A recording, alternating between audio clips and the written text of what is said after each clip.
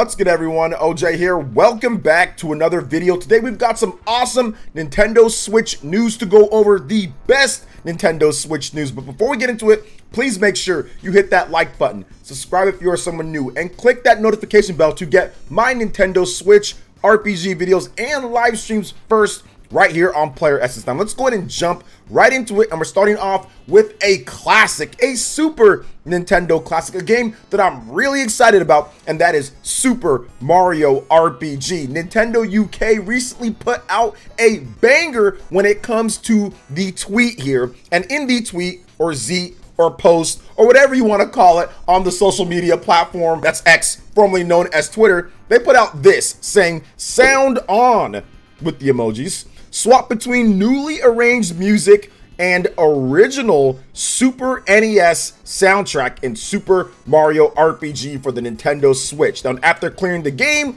you can listen to your favorites freely in the sound player. Now, here's what I'm going to do for you lovely people here. I'm going to allow this clip to play just a bit, okay? And then I'm going to talk about why this game is on a must-play trajectory, because I know a lot of you guys don't know much about Super Mario RPG. So check out this clip real quick, and then we'll be right back.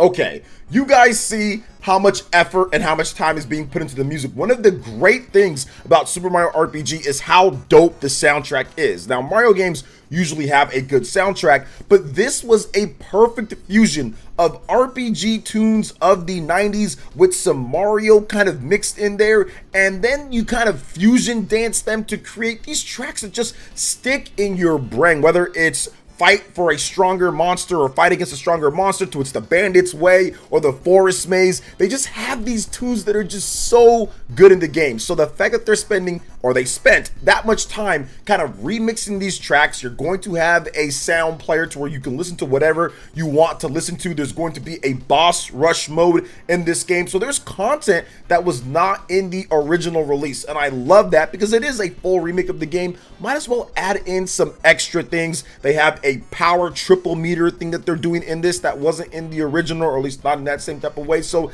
this is awesome to see, man. I am so excited for Super Mario RPG. This is a must-play RPG for me this year in 2023, and I'll tell you guys another reason why. Like, I think the combat system, since there is like a not active time battle, but the fact that you have to pay attention and hit the button at the right time in order to get like an extra attack, that is a great thing about this game. But it's the humor, it's the writing, and Nintendo hasn't really shown any of this. All of the trailers, all the stuff in the game has essentially shown off how the game operates. It's shown off some of the music, it's shown some of the bosses, but it hasn't shown the dialogue. And this is by far one of the funniest games that I have played. One of the funniest Mario games by far. Mario games usually have good writing, especially like the Paper Mario series and like the Mario RPG series, Alpha Dream, all the stuff that they did. It usually has good writing, but to me, I've played so many Mario games out there. This is one of the best written and funniest Mario games because Mario is not seen as this, oh my gosh, it's Mario. He's seen as this is a celebrity. It's not seen in a certain way like, oh, it's just Mario in this universe and he's Mario and he's the hero. He's seen as a celebrity, the whole Mushroom Kingdom, or like the whole area. Like, everybody knows him and treats him in that type of way, not just here's Mario, this heroic hero. So I love the fact that they treat him that type of way. It creates funny situations, it creates really interesting dialogue, and when you play the game, you combine all of that with all the memes and kind of like the spoofs. It just creates an incredible experience that you really have to play to see how good it is. It's hard to just kind of convey that with the graphics that it has if you're playing it on the Super Nintendo Classic back in the day, or you're playing it on like your Wii or whatever on your Super Nintendo, compared to what they've done here, because it's not impressive modern graphics, but it honestly is that good. So I'm super excited to play the game. November 17th, Super Mario RPG is rolling out across the world, so very excited about that. But something that I'm not so excited about, the Wii U and 3DS software online services will be ending in early April 2024, but the Pokemon Bank will remain online. Now, following the eShop closure, Nintendo will discontinue online services for 3DS and Wii U software early April 2024, the company announced in a post on X. Now, a specific date will be announced at a later time, but once again, early April, so maybe the first week or so. Now, online services include cooperative play, internet rankings, and data distribution.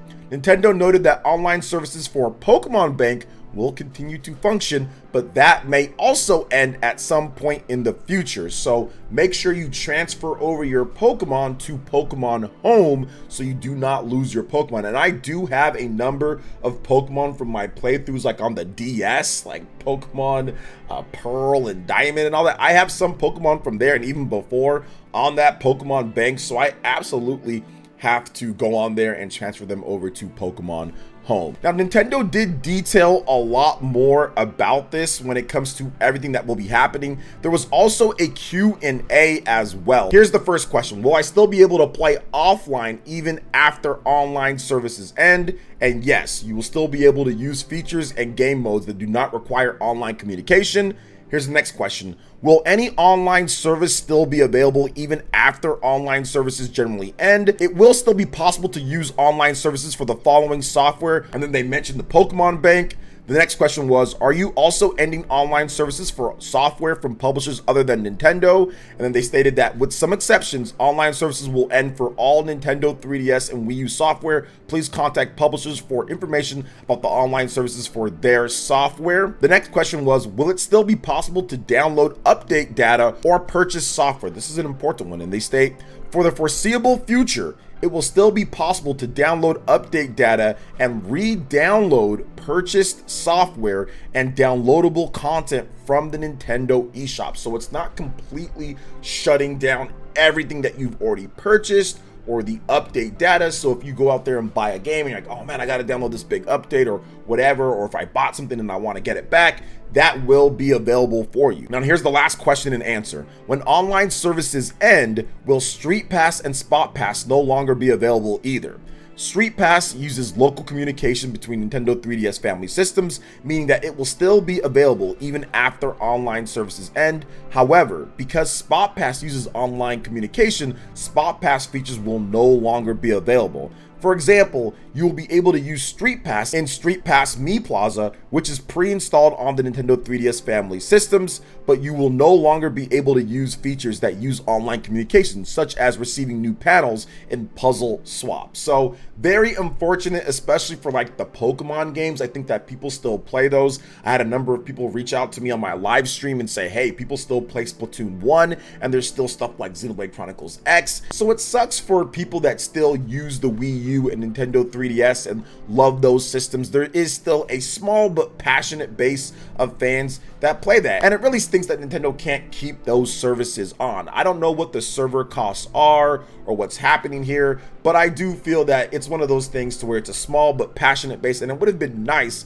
if they kept all that stuff online, but it is what it is. Now, I did state on Twitter that I feel that Nintendo is moving things over and kind of getting ready for that next gen Nintendo Switch, because yes, obviously that next Switch is coming. This is early April 2024. There's probably going to be a lot of online games and a lot of new stuff dropping, so maybe they're kind of making room for that. But I still feel that even if they did, like, I think Sony still has like PS3 online for now, at least at this point. Maybe Xbox 360, I know there was some issues like with the store that's going off, and then maybe that might be turning off online play if it's not already. I don't really know all the specifics, but at some point, a lot of these systems in the past are going to get shut down when it comes to their shops and online play. It just sucks because it's one of those things where it's nostalgia. You have your saves and your data and the online play. People still play those, so I get it for that. But yeah, for me, I don't really play any of these games anymore. I don't play the Wii U online. I don't play the Nintendo 3DS online. I have Switch for everything that I want to play online, or Xbox or PlayStation or PC, so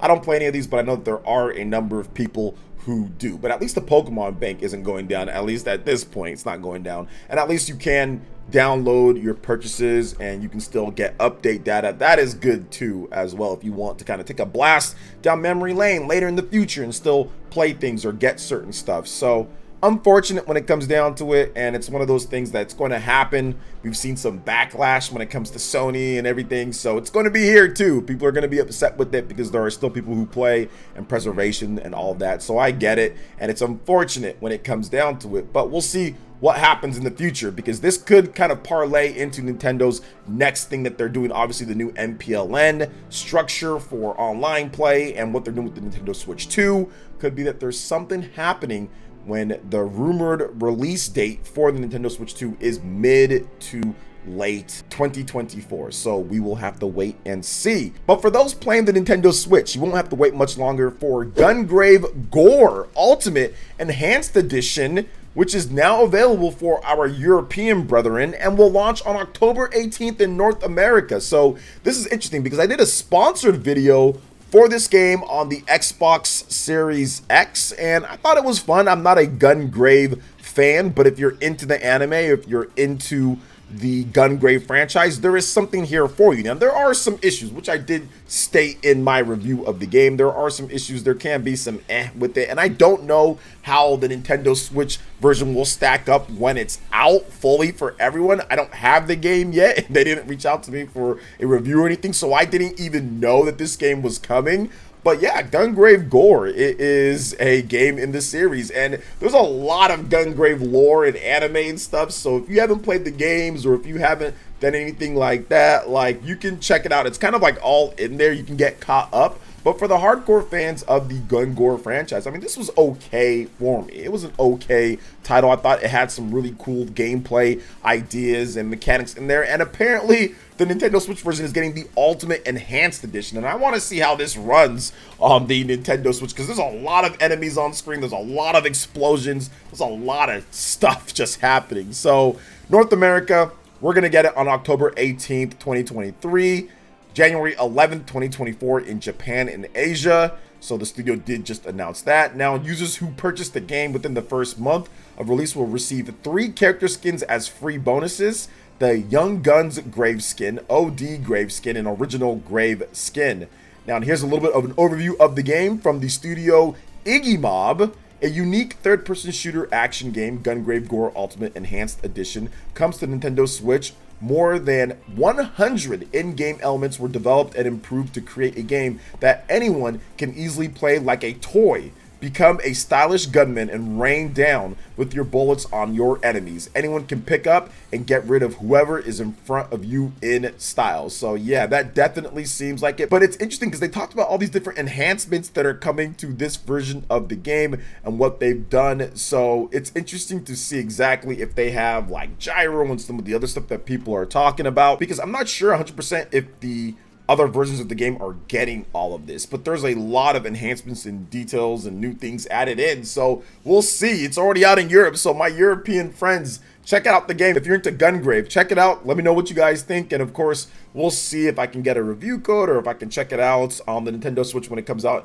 in North America with the full release. All right, and moving on to the final topic here, guys. We've got an interesting rating for a survival horror game that's mainly known for PC, and that is Bendy and the Dark Revival in the Bendy franchise. It seems it's a survival horror game, very moody and interesting and kind of scary at times based on the trailer that I watched. So this is a first-person survival horror game, and it is a sequel follow-up to the well-received Bendy and the Ink Machine. Now, this game has been rated for the Nintendo Switch by the ESRB. It's been given a T14 rating. So if it's rated by the ESRB, it pretty much means that it's coming over. Now we just have to wait and see when there will be a release date. So for those that want a bit more information on this game, because I do find it pretty fascinating for the horror genre, or the lack thereof, on the Nintendo Switch when it comes to high quality ones. So this is a first-person survival horror game in which players assume the role of an animator, Audrey, pulled into a sinister ink world from the early 20th century. As players explore the strange world, they can use stealth to sneak around ink demons / ghouls and eventually find pipes to strike enemies. Players can also use a special ability to banish or vaporize enemy creatures. Cutscenes depict further instances of violence, a figure pushed into a chamber of spinning blades, camera cuts away, enemies impaled by blades, a character electrocuted while restrained in a chair. One scene depicts a creature crushing Audrey's legs, leaving bony stumps visible as players look down. So yeah, seems pretty gruesome, but a T for teen rating, so I'm guessing it's not quite that bad as it sounds when it comes down to it. Otherwise, it would have been rated M. And yeah, I'm not big on survival horror, and there is, I think, like the first Bendy game, Bendy and the Ink Machine, that is on the Nintendo Switch from what I understand, and I never even knew about that game at all. But this one looks like they advanced things quite a bit, and looks like it'll be a good survival horror game to have on the Nintendo Switch. So it definitely seems like a game for first-person survival fans to get into. So what are your thoughts on everything that we discussed here when it comes to all the topics? I know there was a lot of stuff to go over. Let me know in the comment section below. All right, guys, that wraps it up for this video here. Thank you so much for watching. I do appreciate it. Please make sure you hit that like button, subscribe if you're someone new, click that notification bell, and check out my other videos on screen right here talking about the top 25 Nintendo Switch first-party games and more. Thanks for watching. We'll catch you for the next one. Peace.